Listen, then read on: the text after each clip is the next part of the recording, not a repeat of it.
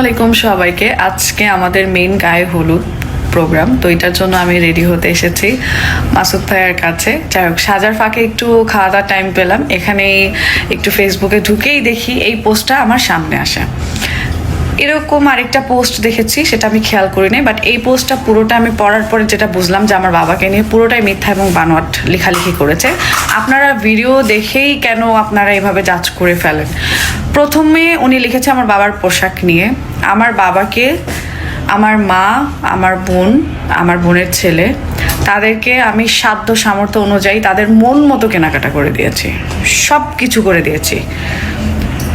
Sweet, panjabi, shirt, pant, লুঙ্গিটা শুধু আমি দিই নাই, ওটা আমি ভুলে গেছিলাম।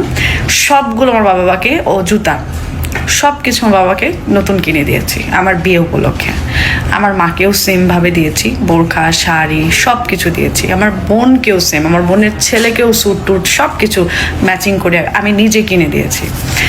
এখন কথা হলো, আমার বাবা, আমার মা এবং আমার উপর আমার বোনের, মানে যাই হোক আমার ফ্যামিলি মেম্বার, আমরা এই কয়জনে, আমাদের উপরে পুরো প্রোগ্রামের যে প্রেশারটা যাচ্ছে, বিশেষ করে আমার বাবার উপরে, আমার পরে আমার বাবার উপরে যে প্রেশারটা যাচ্ছে, আমার বাবার সাথে আমি ভয়ে একটা কথা বলতে পারতেছি না, যে আমি যে বলবো আব্বা এখানে এই জিনিসটা নাই কেন, বা এটা আসতে লেট হচ্ছে কেন, এটা বলার আমার সাহস হচ্ছে না। মানে আমার বাবার ফেসটা দেখে আমার খারাপ লাগতেছে, করুণ একটা অবস্থা। যাদের এই প্রোগ্রাম, জীবনে কোনোদিন প্রোগ্রাম তুলেন নাই মনে হয়, জীবনে কোনোদিন বিয়ে প্রোগ্রামের দায়িত্ব নেন নাই, তাই আপনারা এগুলো কখনোই বুঝবেন না। সো আমার বাবার না ওই ঝাঁকানাকা পাঞ্জাবি পরে সম্ভব না। আমি আব্বাকে জাস্ট একবার বলছি যে আব্বার নতুন পাঞ্জাবিটা পরলেন না, আব্বা বলতেছে বাবা আমার এই বইলো না এগুলো কিছু। তো আমি বললাম ঠিক আছে সমস্যা নাই। আমার আব্বা আসছে, আমাদের হলুদ পরাইছে, এবং হলুদে আমি বলি যে পরিমাণ মিষ্টি, আমাদের ডালাতে কোনো ঝাল কোনো আইটেম ছিল না। যাদেরকে ডালা সাজাইতে দিছিলাম তারা সব আইটেমই দিছিল, বাট ঝালের আইটেম কোনো কিছু দেয় নাই। তো এটা হয়তো তারাও বুঝতে পারে নাই, আর আমি ওইভাবে উল্লেখ করে বলতে পারি নাই। এখন ওখানে শুধু মিষ্টিরই আইটেম ছিল। তো মিষ্টি খাইতে খাইতে খাইতে খাইতে এত বিরক্ত হয়ে গেছিলাম যে আর পারতেছিলাম না নিতে। একটা মানুষ কত মিষ্টি খাইতে পারে ভাই? 4 ঘন্টা ধরে যদি আপনারা সবাই মিষ্টি 1 চামচ করেও খাওয়ায়, তাহলে আপনি কতক্ষণ খাইতে পারবেন বলেন? আমাদেরকে তো কালকে 50 থেকে 100 জন মিষ্টি খাওয়াইছে। তো আর নিতে পারতেছিলাম না, মানে আর যদি মিষ্টি ওইটুকু খেতাম না, তাহলে আমি উল্টি করে দিতাম।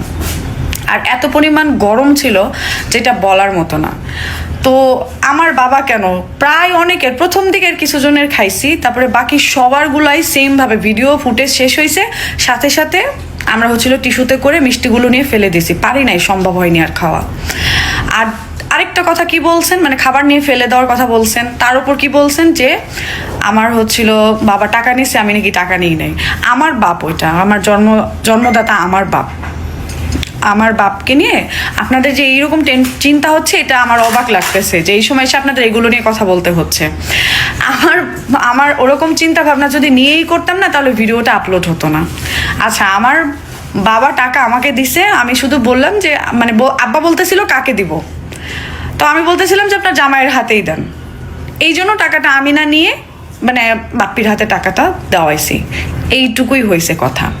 সেখানে আপনারা নিজেদের মতো করে বানিয়ে সানিয়ে যেভাবে নিউজগুলো করতেছেন, আমি এই জন্য আমার ফ্যামিলি কাউকে কখনো ক্যামেরার সামনে আনি না। তবু আমার এই স্পেশাল একটা মোমেন্ট দেখে হয়তো বা ভিডিওটা আপলোড, আমি জানি না, আমি তো আপলোড করি না, আমি জানি না ভিডিওটা কে আপলোড করছে, হয়তো বাপ্পি করতে পারে বা অন্য কেউ করতে পারে, বাট এইভাবে আপনারা কথা বলবেন এটা একদমই আশা করা যায় না। আমার বাপ মাকে নিয়ে চিন্তা করবেন, ভালো কথা, বাট এমন কিছু বললেন না যেটা মানে অবাস্তব, মানে মিথ্যা কিছু বললেন না, সত্যি কিছু নিউজ করেন, ভালো লাগবে।